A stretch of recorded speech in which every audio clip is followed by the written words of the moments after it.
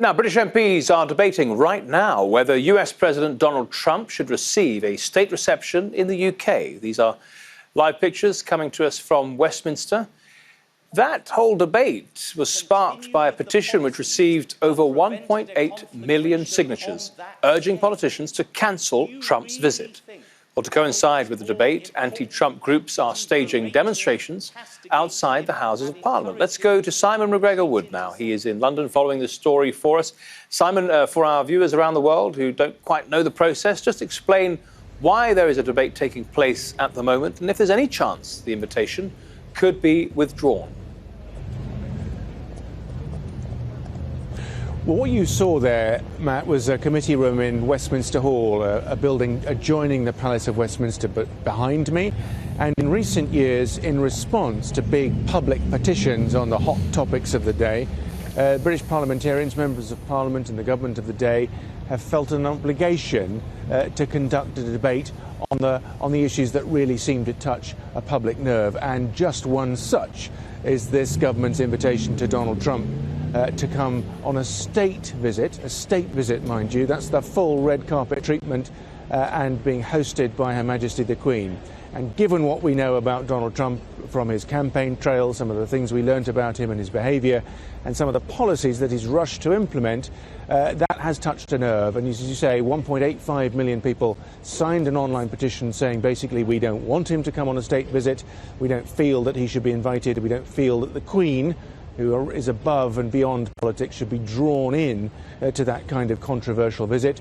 The government, we understand, has already rejected the petition. They say that the invitation for sure will not be withdrawn. What we don't know yet, Matt, is the kind of state visit it will be. Where will the president go and what kind of meetings he'll have when he's here.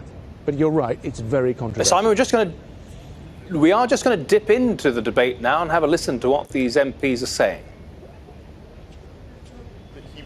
And just this weekend, we hear him talking about walking away from NATO again. Well, I'm not at all aware that he has talked about walking away from NATO at all. On the contrary, he has made two criticisms of NATO.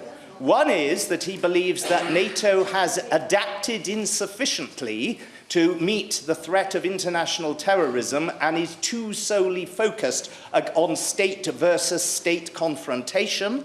And the other criticism he has made is a criticism which, if it is extreme, then it's an extreme view shared by the Defence Select Committee, which is that countries are not spending enough on defence. And he is pointing out, quite rightly, as is his Secretary of Defence, that only 5 out of 28 NATO countries are paying even the 2%, which is not a target, it is a minimum guideline. And the failure of NATO countries to protect themselves is something that has been remarked upon time and time and time again to no effect. And so I finish with this point. It may be strange to relate, but stranger things have happened in history. It may be that the only way to get NATO countries to pay up what they ought to pay in order to get the huge advantage of the American defence contribution, and they are spending 3.5% of their much larger GDP,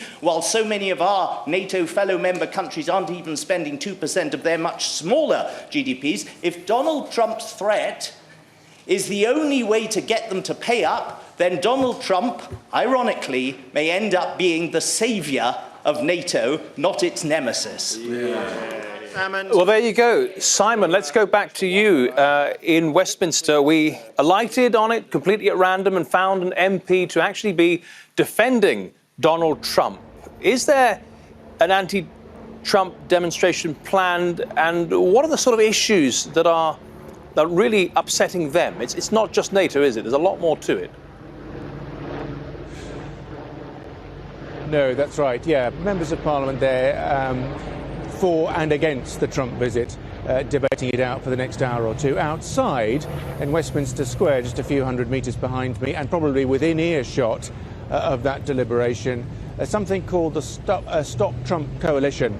Broadly speaking, a coalition of leftist organisations has organised a big demonstration. They're expecting over 10,000 people to attend here. Similar events are being planned for other big cities up and down the UK. They object primarily, I think, to President Donald Trump, given what we know about his kind of attitudes and some of the policies that he appears to be rushing towards, particularly on the migration ban and as it affects 7 mostly Muslim countries, although that's blocked by the courts for the time being. But all the colourful and rather lurid stories we heard on the campaign trail. People don't like Donald Trump. And I think they also feel that Theresa May, only 7 days after the inauguration, issued this invitation far too quickly.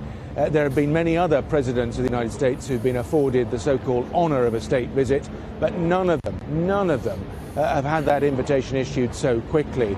And it is, of course, the suspicion that Theresa May is rushing to reinforce the so-called special relationship, because this country might be considered to be slightly desperate to rekindle that relationship with all that's happening with the Brexit. We need friends and we need them badly, but maybe she's misjudged this one.